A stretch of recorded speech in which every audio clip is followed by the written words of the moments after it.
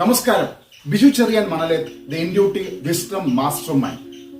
ഇന്ന് നമ്മൾ പഠിക്കുവാനായിട്ട് പോകുന്നത് ആറാമത്തെ നിയമമായിട്ടുള്ള the law of perpetual transmutation of energy. ഇങ്ങനെ സെയിൽസിലും ബിസിനസ്സിലും പ്രയോജനപ്പെടുത്താമെന്ന് നമുക്ക് പഠിക്കാം.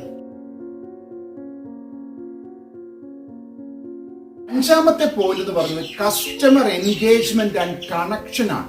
അതായത് നമ്മുടെ സെയിൽസ് എന്ന് പറയുന്നത് വെറും ഒരു പ്രക്രിയയ്ക്ക് അപ്പുറത്തോട്ട് നമുക്ക് ബന്ധങ്ങൾ കാത്തു സൂക്ഷിക്കുവാനും നമുക്ക് കസ്റ്റമേഴ്സിനുമായിട്ട് ഒരു പോസിറ്റീവ് അപ്രോച്ചിലേക്ക് എത്തിച്ചേരുവാനായിട്ടും അവരൊരു പോസിറ്റീവ് റിസൾട്ട് ഉണ്ടാക്കിയെടുക്കുവാനായിട്ടും അവരിലേക്ക് നമുക്ക് കൂടുതൽ ആകർഷിക്കുവാനായിട്ടുള്ള അതായത് ഒരു ഓവറോൾ പ്രവർത്തനമാണ് സെയിൽസ് എന്ന് പറയുന്നത്. അതായത് നിത്യജീവിതത്തിൽ നമ്മൾ ഒരു വ്യക്തിയുമായിട്ട് ബന്ധം സ്ഥാപിക്കുമ്പോൾ ഒരു താൽക്കാലികമായിട്ടുള്ള ബന്ധങ്ങൾക്ക് അതീതമായിട്ട് നമുക്ക് ആ വ്യക്തിയുമായിട്ട് ജീവിതകാലം മുഴുവനും നമുക്ക് കാത്തു സൂക്ഷിക്കാവുന്ന ഒരു ബന്ധമാക്കി മാറ്റുവാനായിട്ട് കഴിഞ്ഞാൽ അതൊരു ദീർഘകാല അടിസ്ഥാനത്തിൽ നമുക്ക് റിസൾട്ടുകൾ കൊണ്ടുവരികയുള്ളൂ. സെയിൽസിന്റെ പ്രവർത്തനങ്ങൾ അല്ല ബിസിനസ്സിലായിക്കോട്ടെ, നമുക്ക് ആ കസ്റ്റമറുമായിട്ടുള്ള കണക്ഷനുകൾ, അതായത് ആ കണക്ഷനുകൾ നമുക്ക് ജീവിതകാലം മുഴുവനും അവരുമായിട്ട് പോസിറ്റീവ് ആകുന്ന രീതിയിൽ നമുക്ക് കണക്ഷനുകൾ നമ്മൾ നിലനിർത്തി പോകാം. നമ്മൾ സ്ഥാപിച്ചെടുക്കുന്ന കണക്ഷൻസിൽ നിന്ന് നമുക്ക്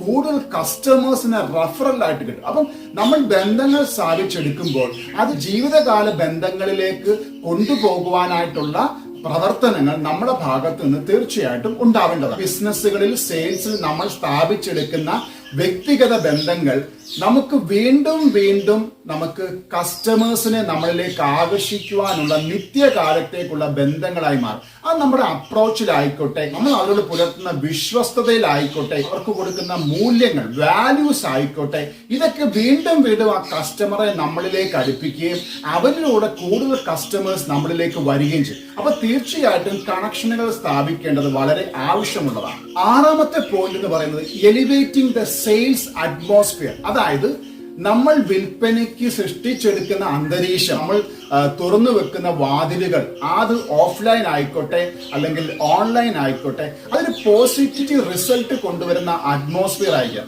നമ്മൾ വെബ്സൈറ്റിലൂടെയാണ്, അതായത് നമ്മൾ ഓൺലൈനാണ് വിൽക്കുന്നത്, അല്ലെങ്കിൽ നമ്മൾ ഓഫ്ലൈൻ ഡയറക്റ്റ് സെല്ലിങ്ങിലാണ്, അല്ലെങ്കിൽ നമ്മൾ ഓഫ്ലൈൻ വിൽപ്പനയിലാണ് കോൺസെൻട്രേറ്റ് ചെയ്യുന്നത്, അല്ലെങ്കിൽ നമ്മൾ വെബ്സൈറ്റ് വഴിയോ വാട്സപ്പ് വഴിയോ അങ്ങനെ ഓൺലൈൻ വഴിയാണ് നമ്മൾ വിൽപ്പന ഉദ്ദേശിക്കുന്നതെങ്കിൽ അവിടെ തീർച്ചയായിട്ടും 100% പോസിറ്റീവ്, അത് കസ്റ്റമറുമായിട്ട് നല്ല രീതിയിലുള്ള ബന്ധം സ്ഥാപിക്കുന്ന രീതിയിലുള്ള കൺവേർഷൻ റേറ്റുകൾ ക്രിയേറ്റ് ചെയ്യാനായിട്ട് നമുക്ക് കഴിയും. അതായത് നമ്മൾ മുഖാമുഖ ഇടപെടലായിക്കോട്ടെ, വിർച്വൽ ആയിട്ടുള്ള ഇടപെടലായിക്കോട്ടെ, ആ സെയിൽസ് പ്രൊഫഷണൽസ് അവർ ഉണ്ടാക്കിയെടുക്കുന്ന ഊർജം അത് ശാശ്വതമായി ദീർഘകാല അടിസ്ഥാനത്തിൽ ആ ബന്ധങ്ങൾ സൃഷ്ടിക്കപ്പെടണം, അല്ലെ ആ പോസിറ്റീവ് എനർജി സൃഷ്ടിക്കാനായിട്ട് കഴിയണം.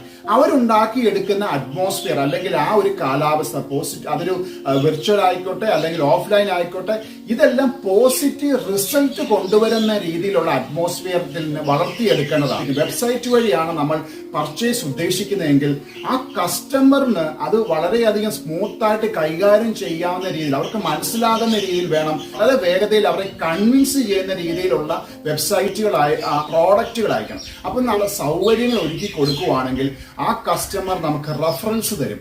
അവർ ദീർഘകാല അടിസ്ഥാനത്തിൽ നമ്മുടെ കസ്റ്റമേഴ്സായി മാറും എന്ന് മാത്രമല്ല, അവർ ദീർഘകാല അടിസ്ഥാനത്തിൽ നമുക്ക് കൂടുതൽ റഫറലുകളും അതുവഴി നമുക്ക് കൂടുതൽ പർച്ചേസുകൾ നൽകുന്നു. അപ്പൊ ഈ ഒരു പോയിന്റ് വളരെയധികം ഇമ്പോർട്ടന്റ് ആണ്. നമ്മൾ സൃഷ്ടിക്കുന്ന കാലാവസ്ഥ ഓഫ്ലൈനോ ആയിക്കോട്ടെ ഓൺലൈൻ ആയിക്കോട്ടെ, അത് ഏറ്റവും പോസിറ്റീവ് റിസൾട്ട് കൊണ്ടുവരുന്ന രീതിയിൽ ആക്കിയെടുക്കേണ്ടത് നമ്മൾ വളരെ പ്രാധാന്യം നൽകേണ്ട വസ്തുതയാണ്.